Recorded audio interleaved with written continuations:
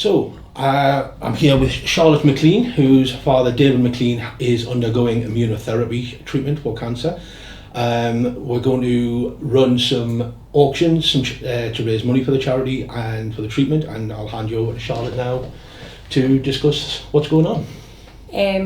On the 14th of September, my dad was sent to the doctor because my mum noticed he was getting a couple of words mixed up, but nothing really out of the ordinary, and he said he had a slight sore head. So he was going to Geneva on the 15th to train with his Ballymena Road Club to cycle. So the doctor just sent him up to A&E for a routine scan.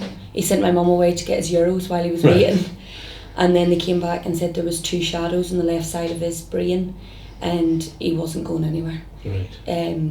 So he was in Antrim Hospital back home in Northern Ireland for 11 days, and they were adamant that it was secondary cancer because 3 years ago he had sarcoma in the leg, which was removed successfully, so there was no follow-up treatment needed for that.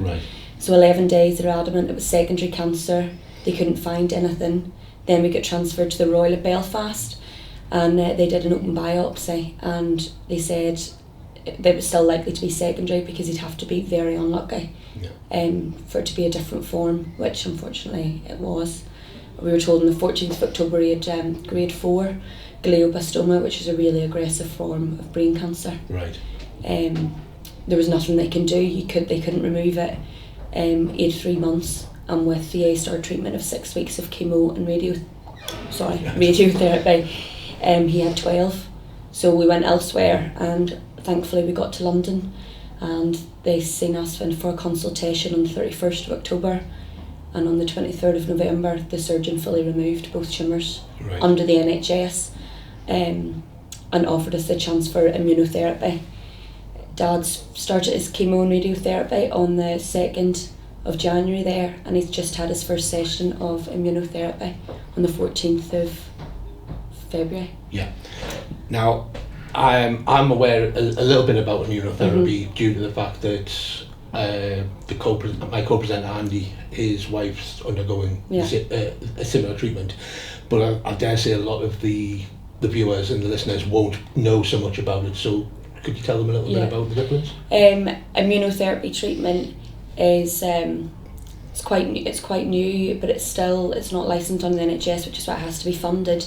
But it teaches your body's immune systems to attack the cancer cells whenever they start to reform, because unfortunately he is terminal and the cancer will come back, and immunotherapy is the only way to keep it at bay. Otherwise, they said it'll be back within 5 months. And obviously, as you say, it's not funded by the NHS, so I know it's a costly treatment as well. About 350,000. Right, and how's the fundraising going at the moment? It's going really, really well. We've had loads of help. We've got crowdfunding on Just Giving page. We've had tractor runs, we've had breakfasts. We're also having a black tie ball, but that's back in Northern Ireland. We're also raffling off one of my dad's bikes, 6.9 Madone. We're raffling one of those off with tickets, and we're trying to get it online set up as well. But it's going amazing, and people's generosity is unbelievable.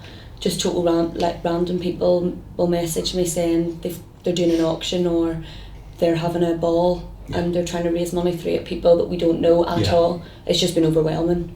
Obviously that's brilliant. We'll put links to the Just Giving page both on our Facebook and Twitter feeds and on the new YouTube channel.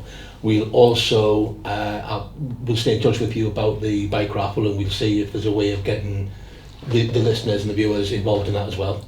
And obviously the reason that we've got you in today is we were put in touch with you by Shannon, who's who's running the Peloton magazine, who we're in partnership with. She'd mentioned, obviously she'd known you through the university, and she'd known you that way. Now, we've been fortunate enough for One Pro Cycling to donate a signed jersey to us that we were going to use for a competition prize. But once we heard about, obviously, the charity and things like that, it's a signed jersey, it's not a replica, it is actually a team jersey. We're going to put that up for auction. We're going to run a 2-week auction. We'll get it started, it'll probably be after Tuesday's show, so we'll start it Wednesday and run it till 2 weeks' time on the Tuesday night. We'll finish it just before the radio show at 6 o'clock. We'll put all the details obviously online. What we're going to run it as is we'll put pictures up on the social media, and people we'll just get the bids underneath the pictures in the comment section.